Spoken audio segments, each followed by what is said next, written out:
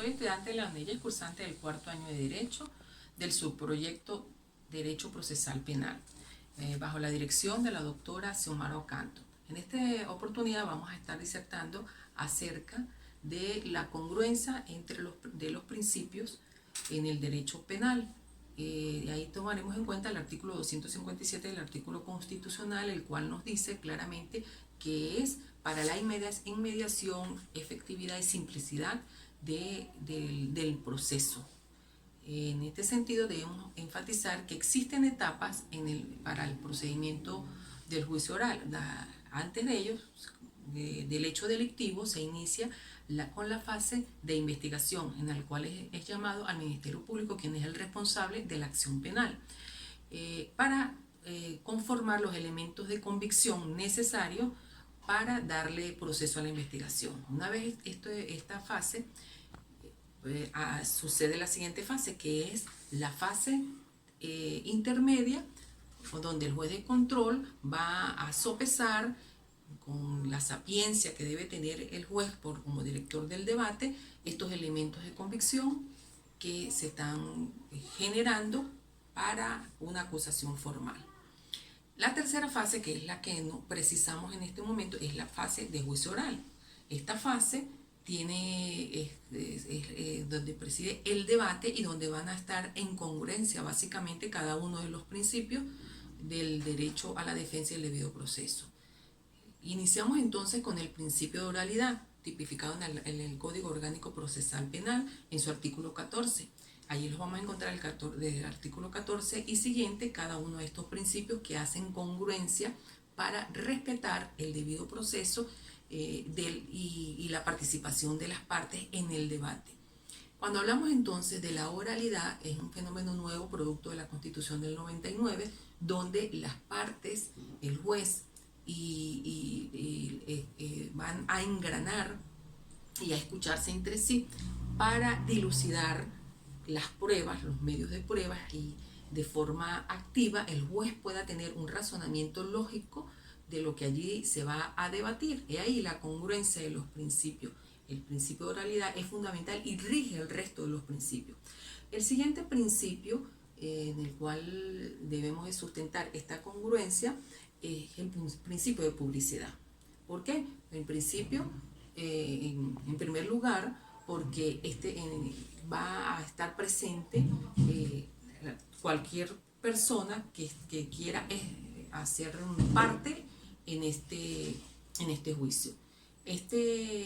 Por supuesto, va a estar el juez, como la parte defensora, la parte acusadora, y desde ese momento, producto de la misma oralidad, va a darse la publicidad, porque las personas allí presentes van a notar que se está llevando un proceso ajustado a la Constitución. ¿En qué sentido?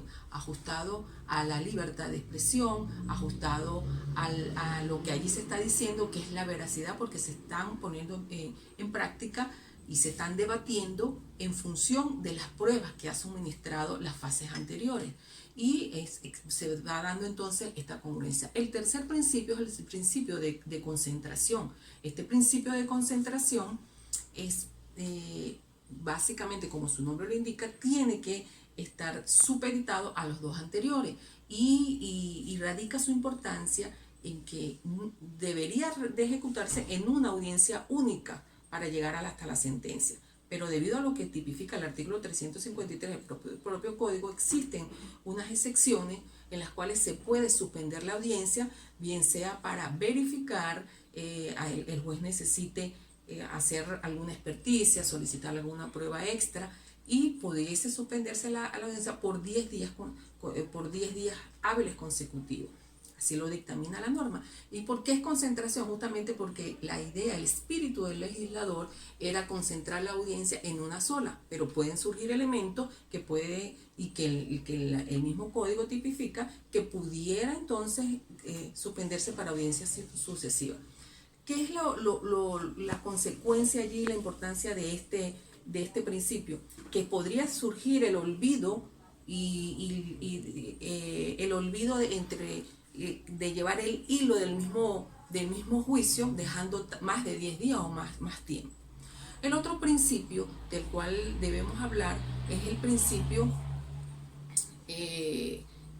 de contradicción, que es decir, este principio de contradicción tiene que ver con que las partes van a oponer o a defender lo que se ha venido dando dentro del proceso.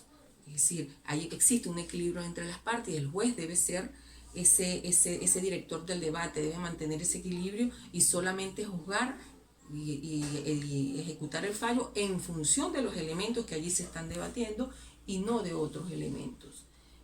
Por último, tenemos que decir que el proceso penal en el desarrollo del juicio penal es una novedad para evitar la corrupción, para evitar que el procesado sea arbitrariamente condenado y que de verdad el juez con esa sabiduría, con esa sapiencia, pueda discernir con razonamiento propio y las evidencias que van a permanecer durante el juicio y dar un fallo, una sentencia en función de un fallo equilibrado.